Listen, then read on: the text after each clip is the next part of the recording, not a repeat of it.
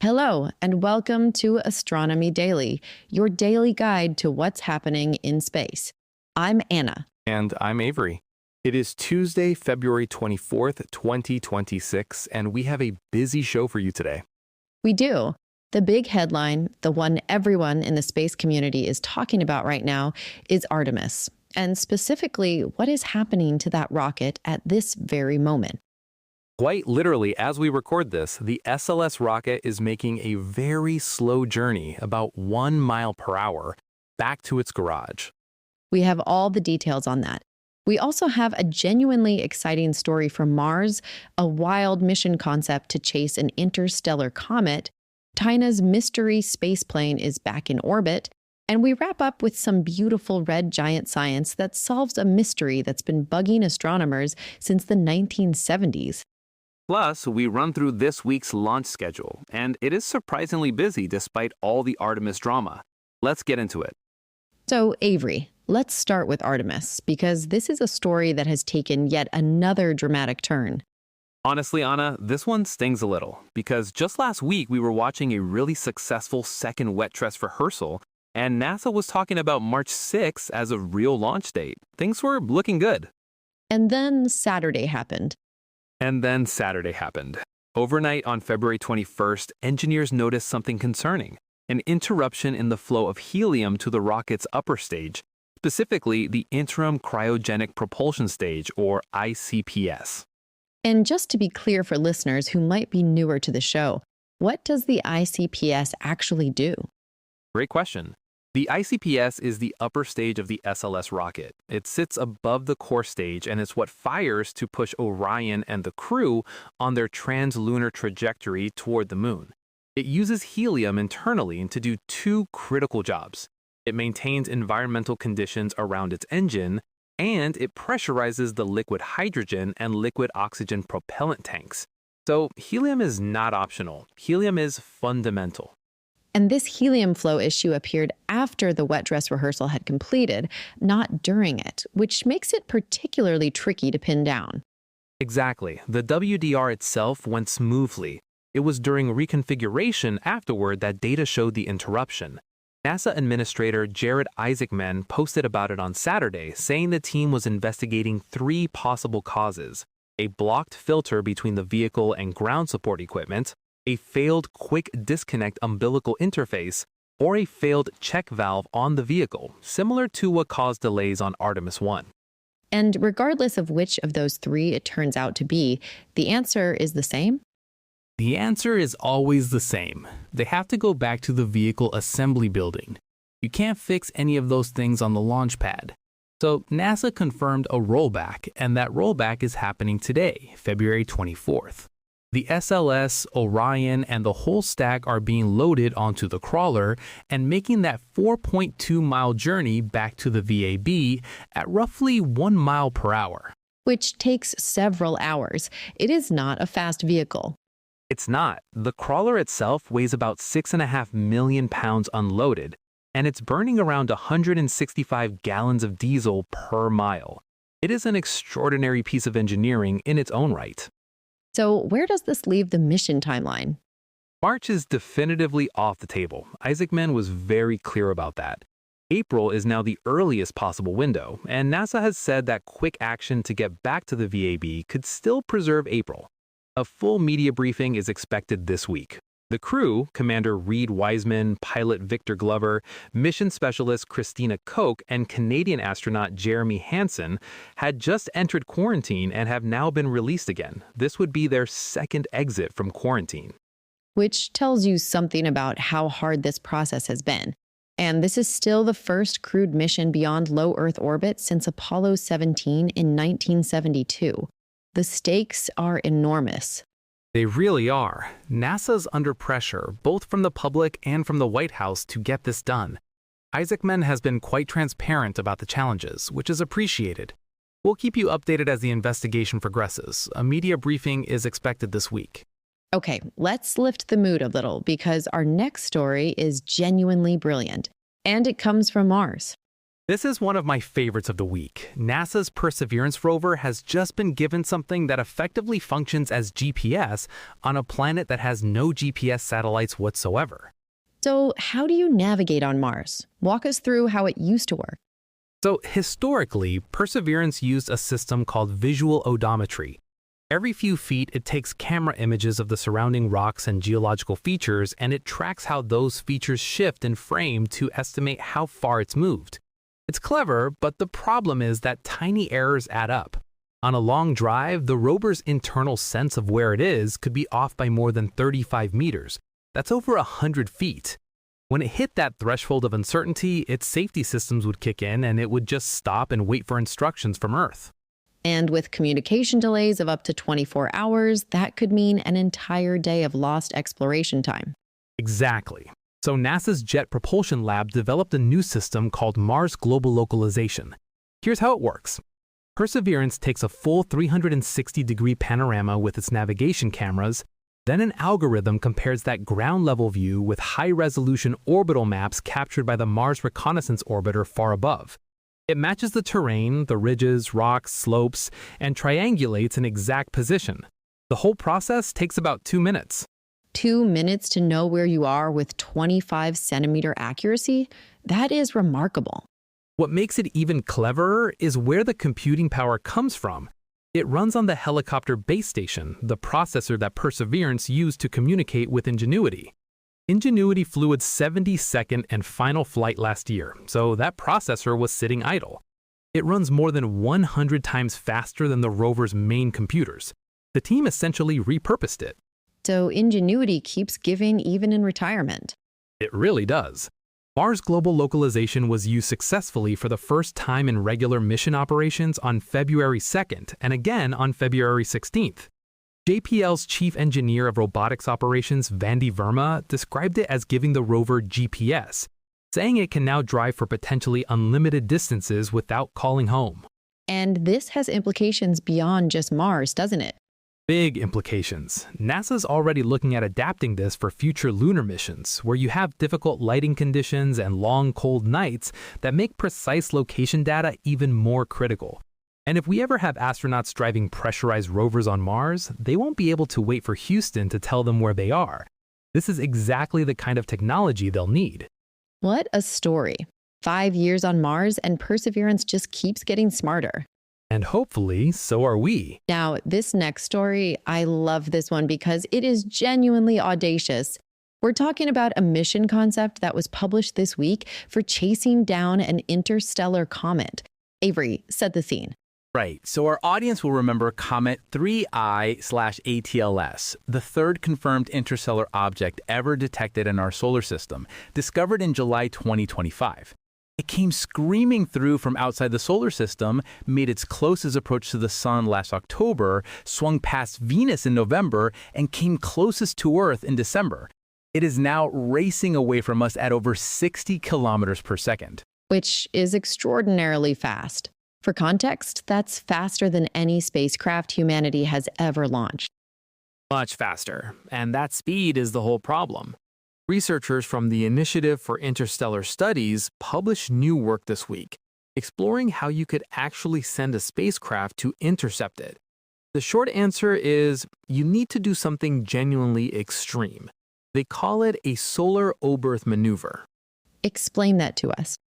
So the Oberth effect is actually a principle used in basically every rocket launch. It says that if you fire your engines when you're moving fast, you get a bigger boost than if you fire them when you're going slowly. Normally, it's applied when a spacecraft is at the closest point of its orbit around the planet.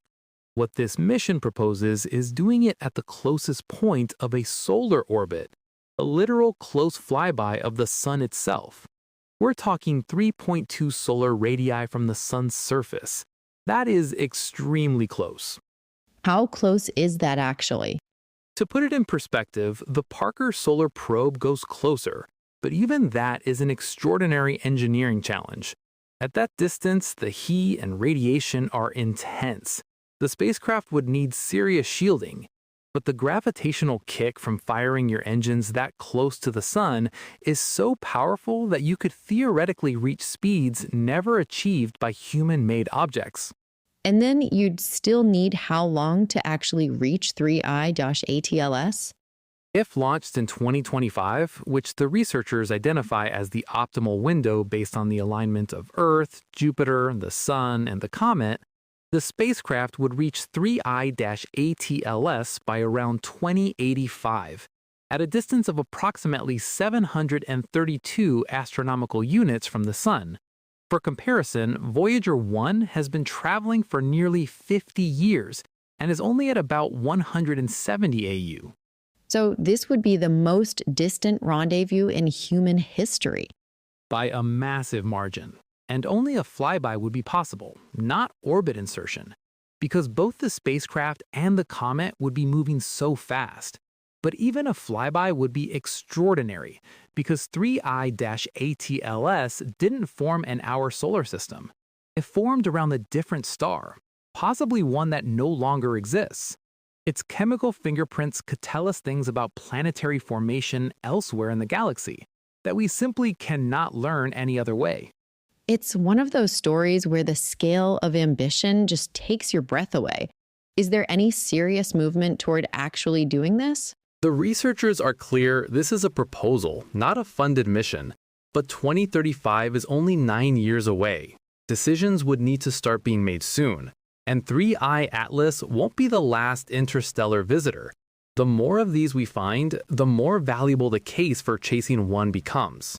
Staying in the realm of things we don't know much about, let's talk about China's Shenlong spacecraft, which launched on its 4th mission earlier this month. Shenlong, which means divine dragon in Chinese, is one of those topics that generates a lot of fascination, precisely because so little is officially confirmed. This is China's reusable robotic spaceplane, broadly analogous to the U.S. Air Force's X-37B. It launched from the Jiuquan Satellite Launch Center on February 6th or 7th aboard a Long March 2F rocket. And as usual, China hasn't said much. Extremely little. The official line via state media Xinhua is that the mission will conduct, quote, technology verification and will provide technical support for the peaceful use of space. No launch time was given, no photographs, no mission duration, nothing. But we can look at what the previous missions have done and draw some inferences. We can. The first mission in September 2020 lasted 2 days. The second in 2022 lasted 276 days. The third, launched December 2023, lasted 268 days. So recent missions have been around 9 months in orbit. If this one follows the pattern, we might expect it to return around November or December. And what have analysts pieced together about what it does up there? This is where it gets interesting.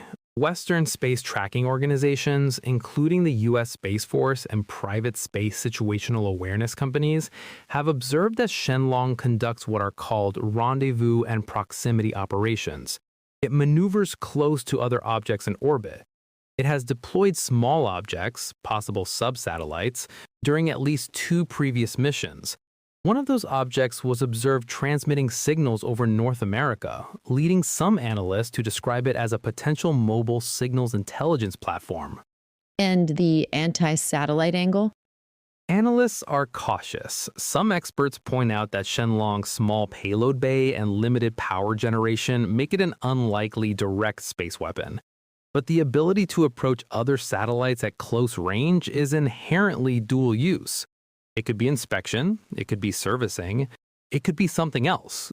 We genuinely don't know. What we do know is that the US X-37B's 8th mission is also currently in orbit. Launched last August to test quantum inertial sensors and high-bandwidth laser links. These are the only 2 countries flying reusable space planes right now, and they're both being quite secretive about it. The new space race, conducted largely in silence. Perfectly put. Now, let's do a quick run-through of what else is happening on the launch front this week, because despite all the Artemis drama, the commercial sector does not stop. It really doesn't. Today, February 24th, we actually have a launch scheduled from Wallops Flight Facility in Virginia. Rocket Lab's HASTE rocket, Hypersonic Accelerator Suborbital Test, Electron, is carrying a fascinating payload called DART-AE. It's a scamjet-powered hypersonic vehicle built by Brisbane-based company Hypersonics Launch Systems, and this will be its first ever flight. The mission is nicknamed That's Not a Knife, which we appreciate. Australian hypersonics delivered with Australian humor. Exactly. SpaceX also has a Falcon 9 Starlink launch out of Cape Canaveral today. Wednesday brings another Starlink from Vandenberg, but the standout launch of the week is Friday. Firefly Aerospace's Alpha rocket is returning to flight on the Stairway to 7 mission. Tell us about that one. So, Firefly's last Alpha launch was in April 2025, and it ended in failure. The rocket had an anomaly, and the mission was lost. This is their return to flight, and it's significant for another reason. This will be the last flight of Alpha in its current Block 1 configuration. They're upgrading to Block 2 for Flight 8, which introduces in-house avionics and thermal improvements. So Flight 7 is essentially a testbed for some of those new systems ahead of the full upgrade. A lot riding on it. Quite a lot. Then the week closes out on Sunday, March 1st, with 2 more SpaceX Starlink missions, one from Vandenberg and one from Cape Canaveral. By the end of this week, SpaceX will have surpassed 27 Falcon 9 launches for 2026 alone. The cadence is extraordinary. And all of this happening while the SLS is making its 1 mile per hour journey back to the VAB. Quite the contrast. The juxtaposition pretty much writes itself. And we close today with some beautiful deep science. A new study published this week in the journal Nature Astronomy has solved a mystery about red giant stars that have had astronomers puzzled since the 1970s. I love this one. So a bit of background. Red giants are what stars like our sun become when they exhaust their hydrogen fuel. They expand dramatically and undergo chemical changes. One of the most striking observations has been a consistent decline in the ratio of carbon-12 to carbon-13 in their outer layers. Scientists knew this had to be caused by material rising up from the nuclear furnace in the core, but they could not figure out how that material crossed the stable barrier layer separating the core from the outer envelope. Until now. A team led by Simon Bluin at the University of Victoria's Astronomy Research Center, working with colleagues at the University of Minnesota, used cutting-edge three-dimensional hydrodynamic simulations to model the actual fluid dynamics inside a red giant. And they found the answer. It's rotation. Stellar rotation drives the mixing. In a really dramatic way. Their simulations showed that in non-rotating stars, waves passing through the barrier layer transport very little material, which is what previous models predicted. But once you add rotation, it amplifies those waves enormously. Mixing rates exceed non-rotating stars by over 100 times, and they increase with faster rotation rates. That matches exactly what we observe on real red giant surfaces. And these weren't small simulations. They used some serious computing power. 2 supercomputers, the Texas Advanced Computing Center at UT Austin and the brand new Trillium Supercomputing Cluster at the University of Toronto's SciNet facility. The principal investigator, Falk Herwig, described these as the most computationally intensive stellar convection simulations ever performed. They were only possible because of very recent advances in supercomputing. And what does this mean for us, for our sun? In about 5 billion years, our sun will enter its red giant phase. It'll expand and likely swallow Mercury, Venus, and probably Earth. Beyond the frost line, Jupiter, Saturn, and beyond, those worlds will move into the new habitable zone. This research gives us much better predictions of exactly how our sun's chemistry will evolve during that transition. What elements will appear on its surface, how fast changes will occur. Which sounds like a very long-term concern, but understanding how our star will die is genuinely important science. It is. And the techniques developed here have applications far beyond astronomy. The same simulation methods apply to ocean currents, atmospheric dynamics, even blood flow. Falk Herwig is already working with researchers in those fields to develop new large-scale simulation tools. The universe teaching us about the ocean. I love it. And that is your Astronomy Daily for Tuesday, February 24th. Big day for Artemis, and not in any way anyone hoped. But as we've seen today, space science never stops, whether it's a rover finding its feet on Mars or scientists finally understanding why red giant stars change the way they do.